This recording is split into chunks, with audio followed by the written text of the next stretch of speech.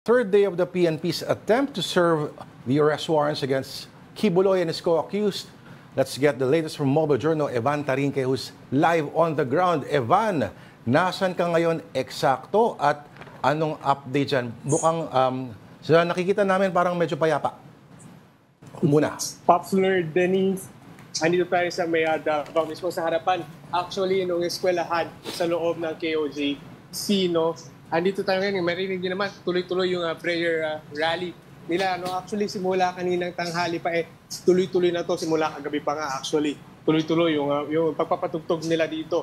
At ilang beses na rin, actually may mga times na rin na parang pinapaalis na sila ng PNP. No? Kasi itong part na to ay sinarado nila. Ito kasi isang main road dito sa may Davao. So ito, nagkukos daw ng traffic. So yun, they're trying na mabuksan ito ngayong araw. Pastor Denise. Okay, yan yung main highway na tama ba? Papunta raw yan sa airport. Is that correct, Ivan?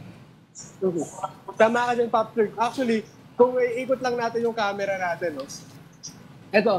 Ito mismo yung exit. Ito yung exit ng airport. Tapos ito na kagad. Yung compound. No, ganyan lang kalapit. As in, katabi lang.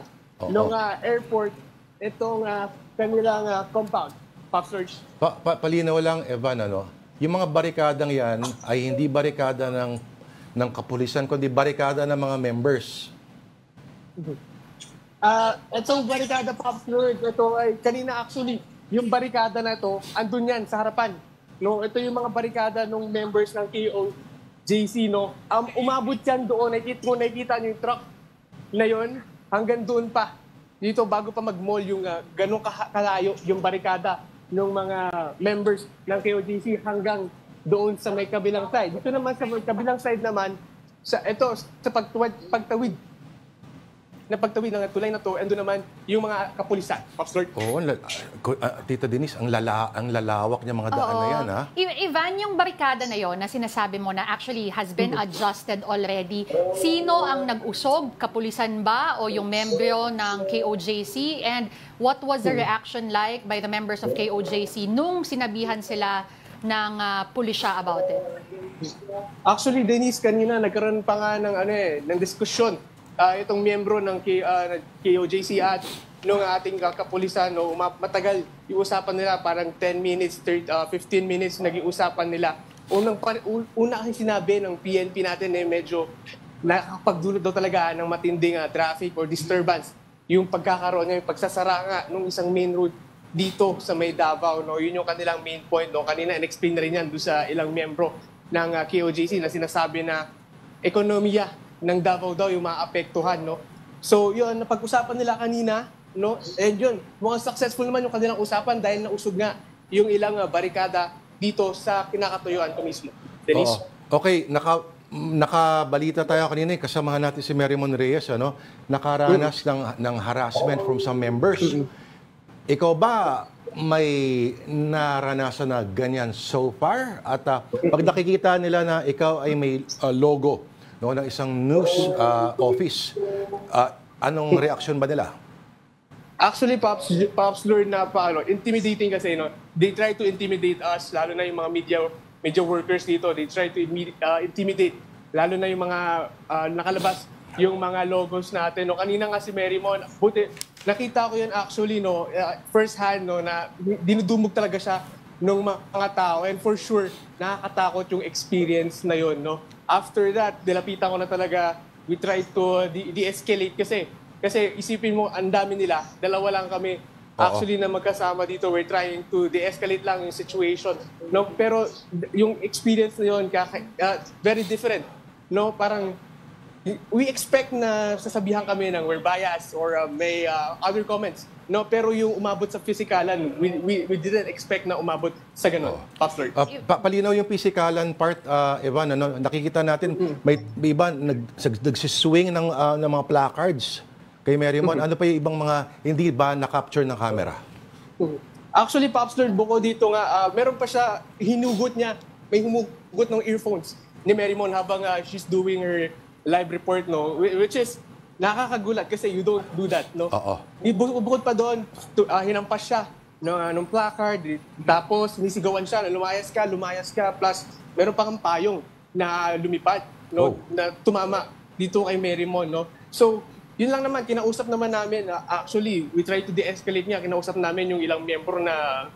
Actually, habang naglalakad siya, sinusundan pa rin siya eh. Oo nga So, eh. yung ganong situation, we try to...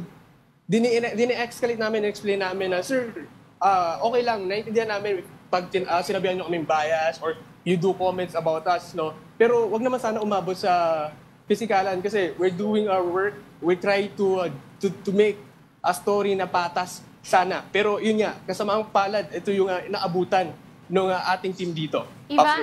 Ivan, yung mga nakausap nyong member, yung mga naka-encounter nyo, mga mangilan-ngilan kaya yan? Roughly, how many members were present? And when you say you were de-escalating things, alam ko kinausap mo sila, but what worked best for them para kumalma yung sitwasyon?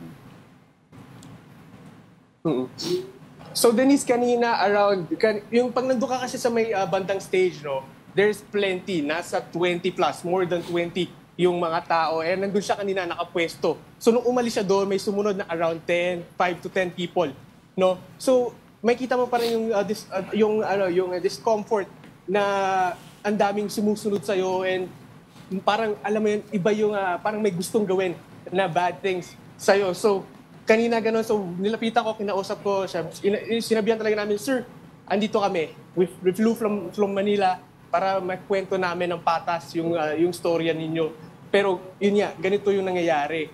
Tapos in-explain din namin na nakunan siya sa live TV. No, so sinabi namin, Sir, paano yun?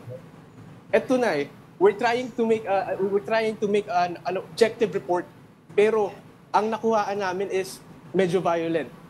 No? So, we try to explain na pwede natin, cool heads, kailangan natin ng cool heads, kailangan natin na palamigin yung ulo natin kasi pag ganito, bangayan lang tayo ng bangayan, walang nangyayari. And after that naman, na-explain namin yung side namin, na-explain nila yung side nila. Pero after that, napag-usapan naman natin, yun, medyo okay naman na yung usapan. After Denise. Okay, gusto ko lang malaman, Ivan, baka may nakuha ka from your discussion with them. Ano ba'y basehan nila for saying na mayroong biases? Lahat bang media makita nila ay ginaganyan nila or may mga selective lamang ang kanilang approach sa iba't ibang mga media networks? Actually, Pops Lure, kanina ang daming media practitioners yung pumunta dito and yun na talaga maririnig ninyo is bias kayo. I swear, kahit sino, kahit other entities, pero kapatid natin sa media, ang sasabihin nila, bias kayo. Curious So lang yun ako. talaga yung unang tatatak. And yun nga. Yes, Pops Lure. Curious lang ako, yung SMNI, nagko-cover din ba? Actually, Pops Lord, halos sila nga yung merong exclusive eh. No, we try to talk to them kung pwede ba kami makapasok or makalapit nga sa stage. Pero sila nga mismo yung pumipigil. Hindi lang sa amin, hindi lang sa 1PH, but sa other media entities din. Parang pinipigilan, they're holding us back para lang makalapit dun sa main stage nila. Pops Lord. Yan ang walang bias. Alright. Alam mo, Ivan, I'm just trying to keep things light pero mabigat ang sitwasyon dyan, tensyonado, kaya mag-ingat ka lagi, Ivan. Thank you, Pops Lord. Alright, salamat. Okay. Mag-ingat kami. Yan, ang ating Mojo, mobile journalist Ivan Tarinque from Davao.